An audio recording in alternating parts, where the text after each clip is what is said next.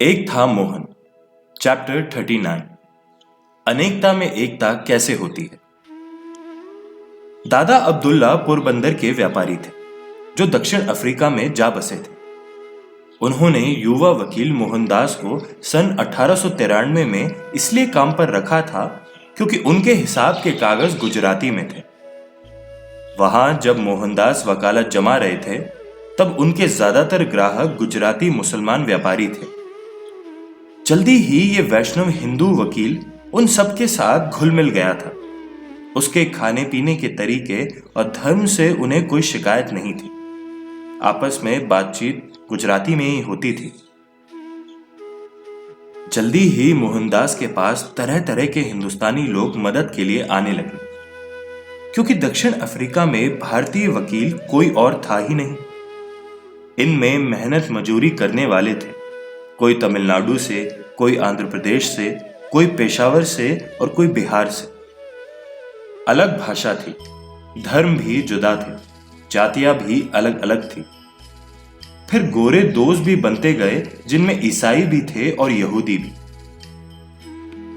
यहां शाकाहारी गुजराती बनिए थे ही नहीं, लेकिन धीरे धीरे वहां मोहनदास के करीबी दोस्त बनते गए जिन पर उन्हें परिवार जैसा ही भरोसा था।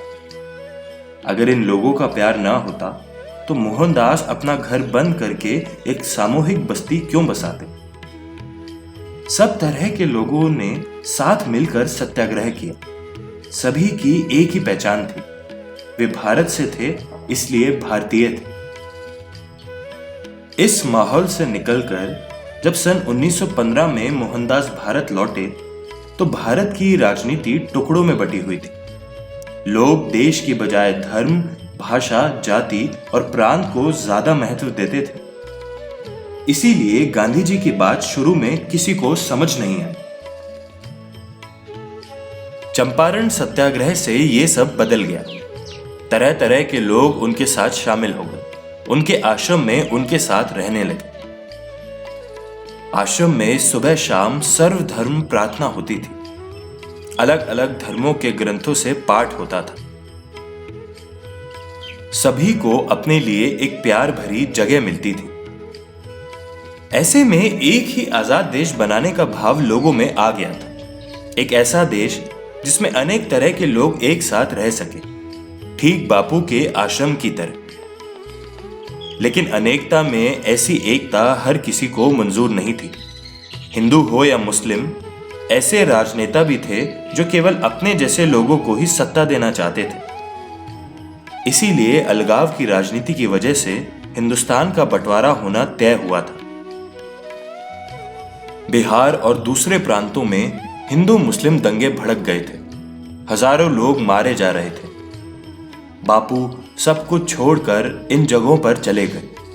वहां दंगों से बेघर हुए लोगों के लिए राहत का इंतजाम किया।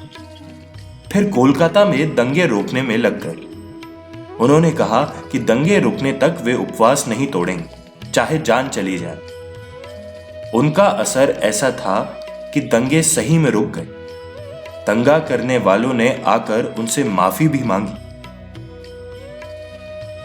ऐसा ही उपवास उन्होंने दिल्ली में भी किया। इसके कुछ दिन बाद ही एक व्यक्ति ने 30 जनवरी 1948 को 3 गोली मारकर उनकी हत्या कर दी।